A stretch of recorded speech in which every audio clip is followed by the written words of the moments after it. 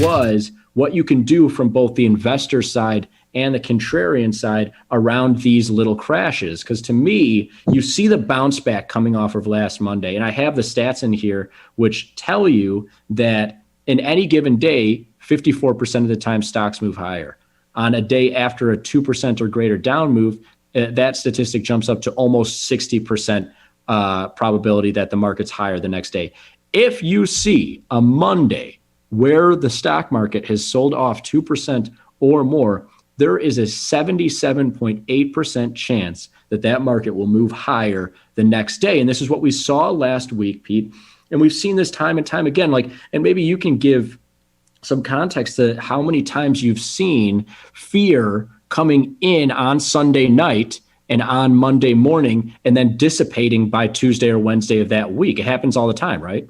Absolutely. And you know what? It has a lot to do with, as much as we don't want to talk about sentiment, a couple of takeaways from this. It's the math you bring to us is so powerful. Honestly, I was waiting for that this morning. It was like, okay, finally it hit my inbox. So it is great stuff. I would have never thought the upside bias was 54%. That's it. I'm sure I've heard that number before, but that's a big number when you think, not that it changes anything I do necessarily, but it's just an interesting takeaway in terms of upside bias. And, for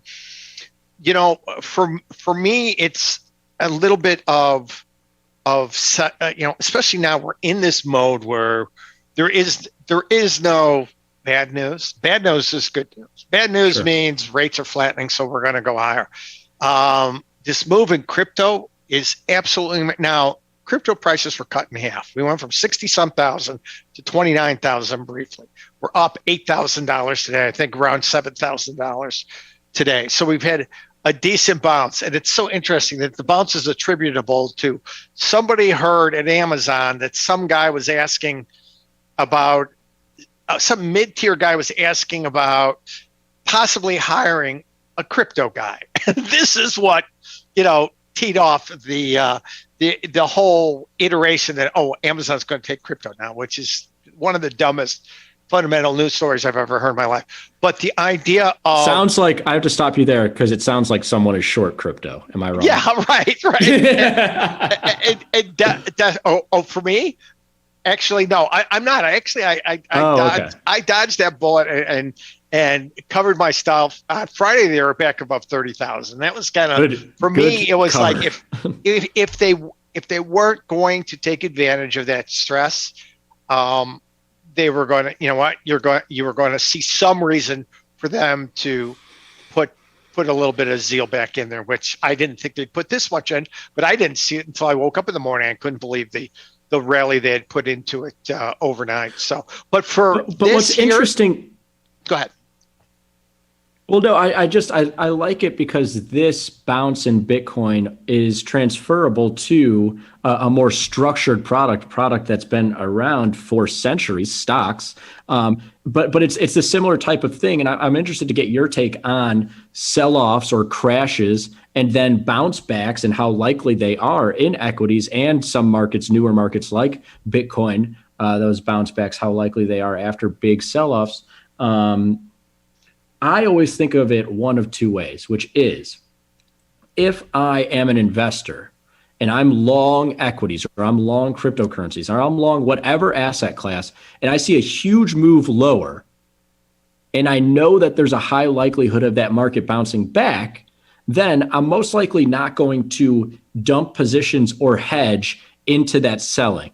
Okay. But what we saw on Monday is a little taste of what can happen to my long stock portfolio. And what we've seen since Monday till now with the bounce back is a great opportunity to get some hedging positions on. And also, also to let you know when to take those hedging positions off. When you see a 3% great down day, when you see a 3% down day in equities on a Monday or whatever day, take some or all of that hedge off and then put it right back on. You're scalping around that position. Same for contrarians. It's the same idea, right, Pete? But just like two different ways.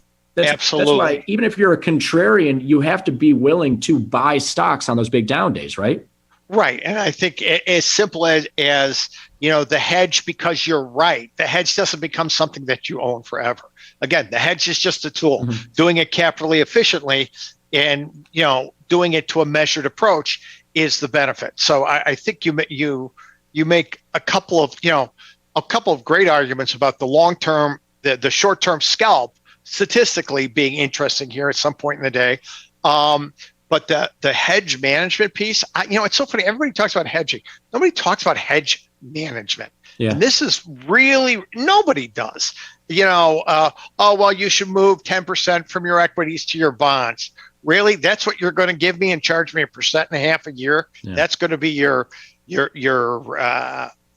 advice. So I think this is really good for a couple of reasons, and that being one of them is this. Okay, I've got this hedge on now. Sometimes we're going to see that fall continue to happen. Well, what we're going to do though is play the statistics, and anything that's above. We talk about 52.48 being interesting. When I get above the 70s, I got to take notice.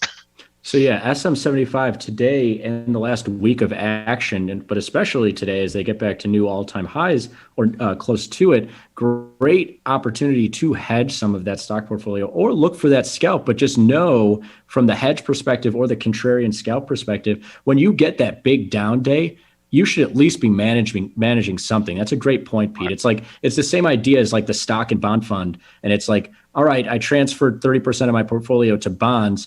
What if that piece of my portfolio outperforms for 2 or 3 years, I should probably take some profits in there and put it back to stocks. But no one talks about that second piece. It's always just like, yeah, put the hedge on and then take it all the way through to the end of time. Time. Yeah, essentially. I don't even know what to tell you. But what is really nice as well, and we're seeing it a little bit here today, is that the intraday movement in stocks is also starting to pick up. This hasn't been a scenario where last Monday saw the big sell-off and then like volatility, though, is completely dead. We've seen the bigger days start to come out in stock products, the small tech product actually getting hit here today, owing to a bunch of Chinese tech stock moves lower. And so just seeing equities not come off, not give you a great value necessarily to get invested. They're still near those highs, but up to north of $1 move in the small stocks futures, giving you intraday opportunity from the long and the short side, like we just spoke to. Absolutely. And, it's funny when I talk about this bias of, good news is good news, bad news is good news. We're in that mode right now. And if you look at the break overnight, when the Chinese markets opened up later in the evening last night, that's where we saw SPOOs give up, 25 handles. And there was a case of just another opportunity to buy U.S. equities. And, the bad news is good news because what's bad for them is actually going to be good for us in terms of capital flows. So, painting that picture, it's like technical analysis. You can draw enough lines on a chart to make it bullish or bearish. I think the news cycle is that way too. And that's why that hedge management, whether or not we're in this upward trend or downward trend, is something we got to talk about. So This is what we were lacking last week. This was really tough to find. I actually was fortunate enough that they had to pull in the B team, which was me, to do a presentation last week because Frank was hitting that magic 4.0. So, but we were talking about looking for days that get us to the edge of the gray zone. That's where we want to be. Yeah. That's where the percentages come into play, and that's Absolutely. Where we want to start to establish directional assumptions.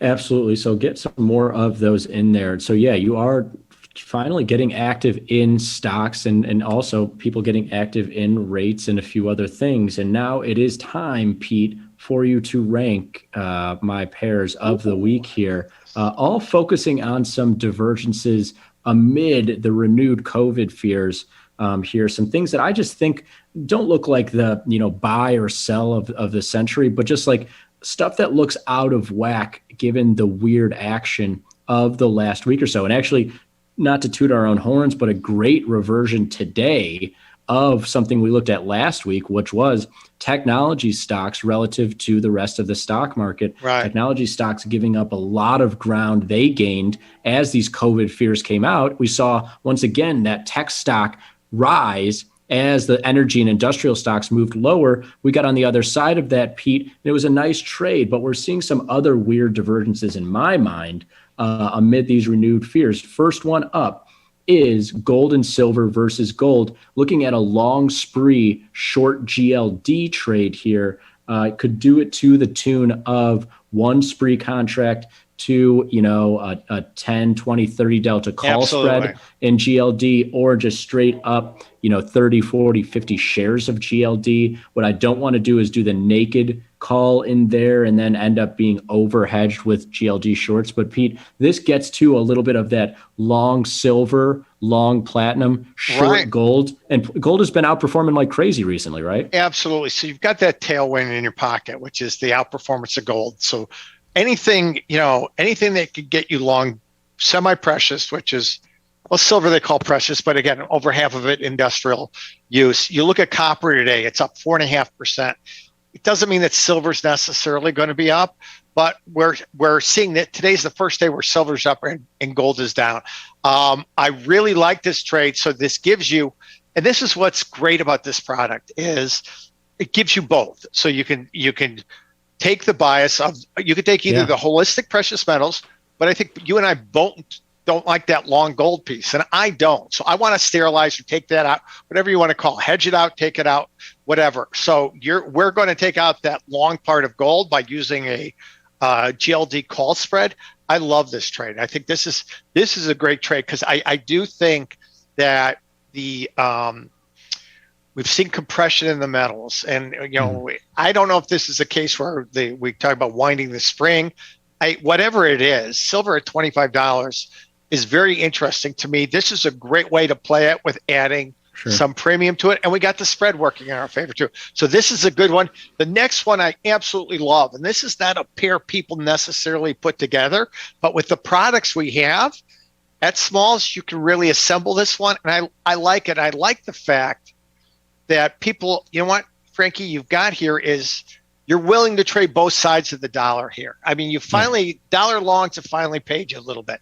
Not today, but they've paid you from the 142.5 lows, 143 lows. You're willing to trade both sides of that market. You're not insisting that this market should be at 155. We always talked about the should be means you move on to the next trade. You're trading both sides of it here and taking advantage of it. I like the fact that you're pairing this with our core long 2-year position.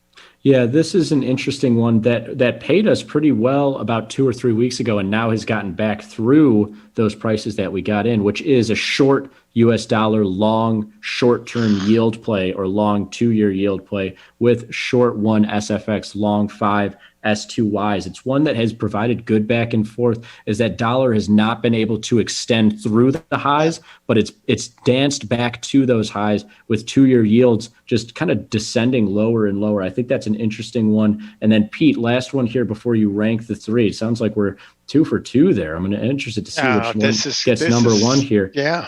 This is one that's been a pain, but I think is one of those that, like, it might not revert today, it might not revert tomorrow, but it's going to occur at some point. Something's got to give between stocks and 10-year yields, Pete. Stock market, SM75, like we talked about, bouncing back to those all-time highs. 10-year yields barely getting any lift off of those lows. Historically, very highly correlated. If COVID fears continue, I think stocks have to give a little bit of ground here to yields. If they dissipate and people think that we're back on track, those yields have to get back to 150, 160, where they were a couple of months ago. I like the short SM75, long S10Y on a 1 to 3 basis, but go ahead and rank them so we can get out of here. All right. So, I mean, it's a tie. They're all great trades. I gotta say that. Have you seen any of the Olympic events, Pete? Because they don't go. Everybody gets a gold. This is. But they did have. I think they did have one already where there were 2 silvers because the guys tied in terms of time. Or am I wrong? Do they flip a coin? I saw 2 swimmers tie in second place. I didn't see that. I don't know. I think they do. I think they do penalty kicks then. This is swimming. But sure. Just rank the freaking pairs, okay? Just rank them. I love them all. Honestly,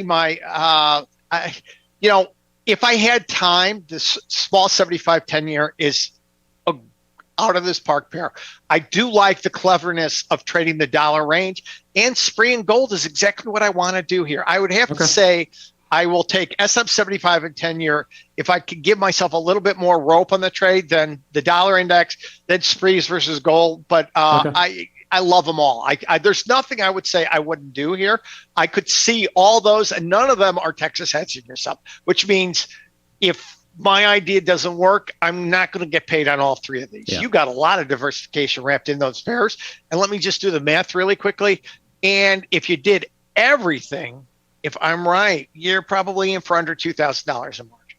Yeah, no, it's especially that. That's a pretty exceptional diversified. The dollar versus the yield one there. And we'll get out of here and we'll do these in Splash into Futures in a second. But yeah, that dollar versus yield is like, that one's probably right around $500 total. And that's 6 futures that you need to get done there. The stocks versus yields, it's probably around 1,000 all in there. That's your most expensive one, right? Yeah, the spree, that's probably just around $2,000, just north of it for 6 different futures contracts and many contracts there in great diversification. But Pete, that is enough for small stakes here on Monday afternoon. You'll be back with Jamal tomorrow to talk about the upcoming Fed meeting on Wednesday. Going to be an interesting one. They're not going to hike or cut or do anything, but we're going to look to see. You got some previews on the chuckleheads?